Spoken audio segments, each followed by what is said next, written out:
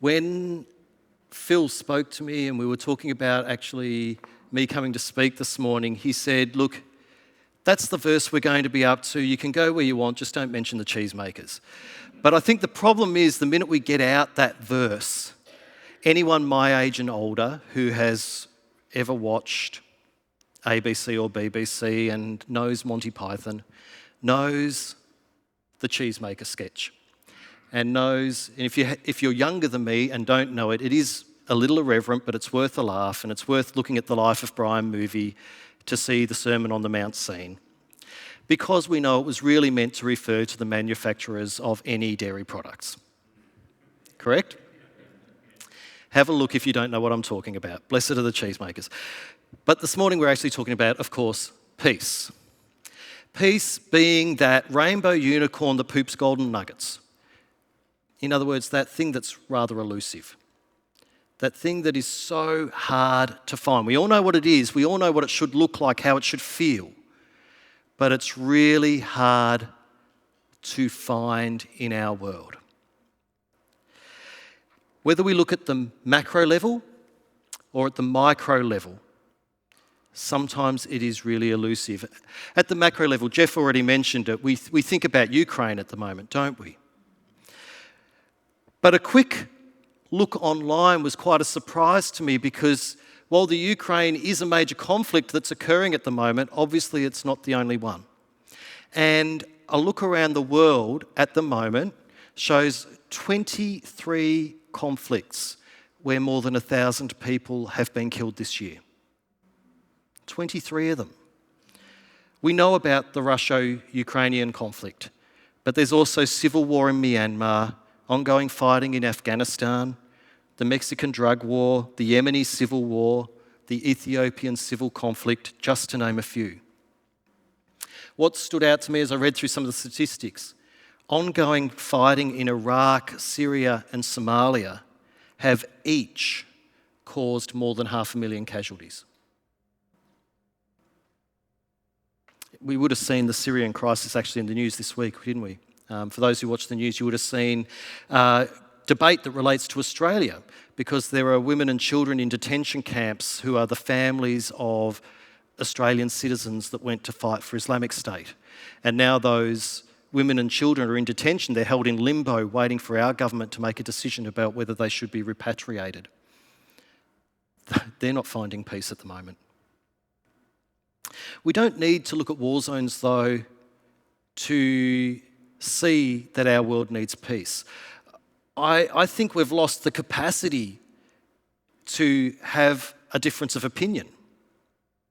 I'm looking forward to maybe joining on you online some weeks and catching up with this difference course, because our world is polarised, whether it's political, left versus right, whether it's racial, whether it's who is included and who is excluded, whether it's, in my notes I got it carried away, I started doing hot when it's cold, up when I'm down, got into a whole Katy Perry moment there. The world is polarised, and sometimes internally we are polarised too. If we're looking for peace, sometimes it's hard for ourselves. I know for me personally, to the exterior world, have a pretty good life. I do know that. I've had plenty of opportunities. I live reasonably comfortably. I've got a fairly stable and decent job. I've got beautiful people in my life.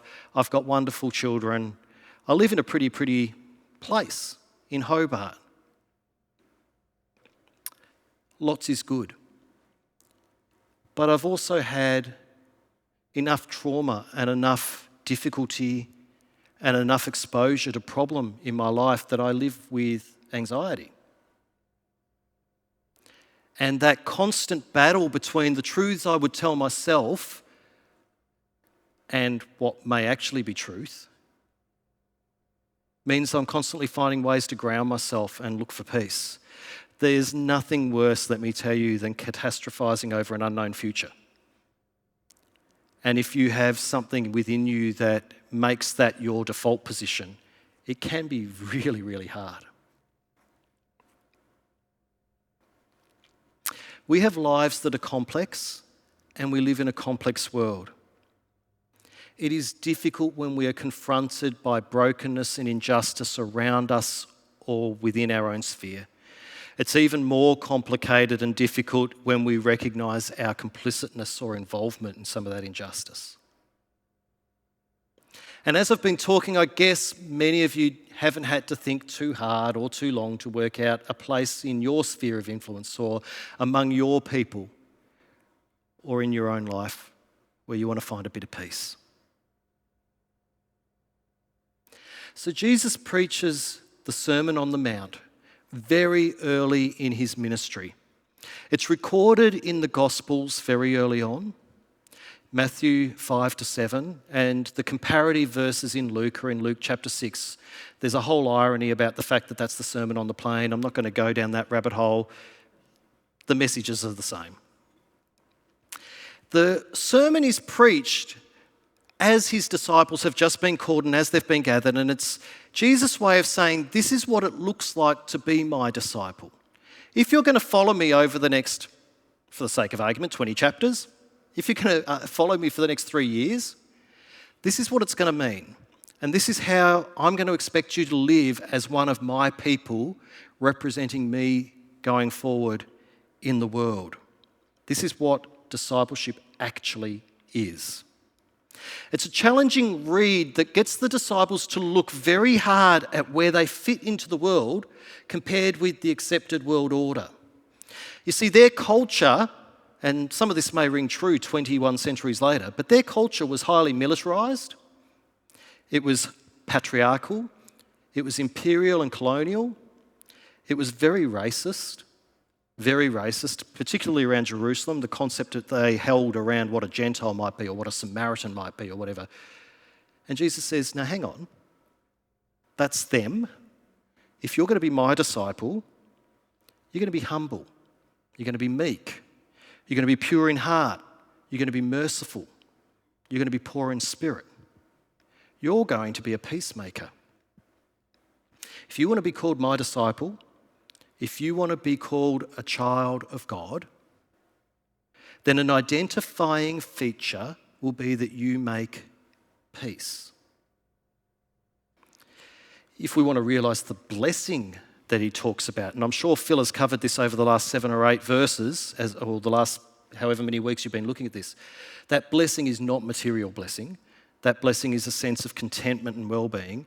If we want to experience that contentment and well-being, then we will be a people of peace who bring peace to others. This is because God is peace. We often remember God is love. Yes, very important. And God is peace. There are verses in Romans, Thessalonians, and Hebrews that describe him as the God of peace. Jesus, we know in Isaiah, is identified as the Prince of Peace. The Spirit, regularly referred to as the Spirit of Peace. The Holy Trinity of God is peace, and if we are his children, if we are his representatives, his ambassadors in the world, we therefore will be people of peace. So, to find practical application this morning, or to think about a couple of steps that might help us in this regard, let's look at God's example of bringing peace. And I think he gives a couple of really simple steps for us. The first is not to stand on our individual rights first. In other words, don't start from a place of entitlement. Entitlement generates a void in us where we feel deprived. The jealousy starts to build, and there's a psychological gap that develops between us and other people. It destroys contentment. If Jesus had stood on his rights as the Son of God, he would never have come to earth for us. Philippians 2 says that he took the form of God, but he didn't see equality with God as something to be grasped, but rather gave it up for us. Now, we have rights. No one's going to argue with that, and most days we get reminded of those. These are real. We can't be pushovers. But To seek peace, we often need to balance that self-care against a sense of entitlement. If Jesus had insisted on his rights, I would argue that none of us would have peace. I think the second thing God shows us through Scripture in this regard is that peace is not the absence of conflict. In fact, at times we may need to move towards the conflict in order to establish peace.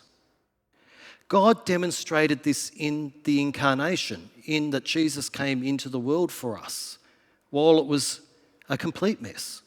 In 7 weeks' time, if you haven't done your Christmas sums yet, 7 weeks today, that's exactly what we celebrate, God moving into the mess. God didn't back away from a world in disarray. Rather, through Jesus, he entered that world and went about reconciling it with himself. He went about bringing peace. And I think the third thing that God really teaches us in this regard is to love before love is returned. God demonstrated this in that while we were still sinners, Christ died for us. Can we do that? Can we love when we feel that love's not returned, or even more so when we feel maybe we've been burnt a bit? Because that's the example set for us by God. There's a prayer often attributed to St. Francis, although most historians will argue it was written a couple of centuries after he died. It captures the way in which loving first and not in response brings peace to people. You know it. I'm sure most of you know it. Make me a channel of your peace. Where there's hatred, let me bring love.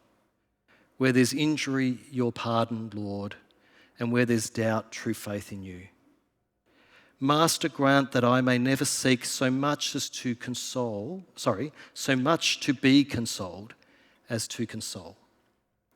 To be understood as to understand. To be loved as to love with all my soul. So it appears to me out of all that there are two calls to action this morning. The first is to find peace for ourselves, because we can't bring and we can't model what we don't know. The ways in which we go about that are somewhat innumerable. If you Google finding peace, there'll be thousands of people giving you thousands of suggestions from thousands of worldviews about how that may be attainable. I'm here to say this morning that I think it starts with working out how you relate to God. Because if you have in your mind and heart an understanding that you are a forgiven, beloved child of God, then you're well on your way to finding security, love, and personal peace. So I think that's primary. I think that's the first call this morning, is to find peace for ourselves in God. And then once we've found peace, obviously we need to bring peace. I think this comes as we follow God and learn as disciples that sometimes we need to balance our perceived rights and entitlement against the needs of others. We need to be willing to address conflict rather than allowing it to fester. And most of all, we need to be willing to love before we are loved in return. I'm going to ask the worship team to help us as we return to that song we sang earlier, It Is Well. I'd like to use this for our reflection, because sometimes as we speak something, it's not a name it and claim it thing, but as we speak it, we start to realise it in ourselves. We start to declare it over our lives. And as we do, I invite you to reflect and think about which of those calls to action hits home for you this morning. Is it that first you need to find some peace for yourself? If so, in the Salvation Army, we have some great traditions that help us as we seek after God. And I would invite you to utilise those if you would like to come and stand or kneel or pray and seek after God. feel free to do that. If coming forward is not your thing, throw up a hand or whatever, and I'm sure that Phil or one of the team will be available to pray with you as you seek out God.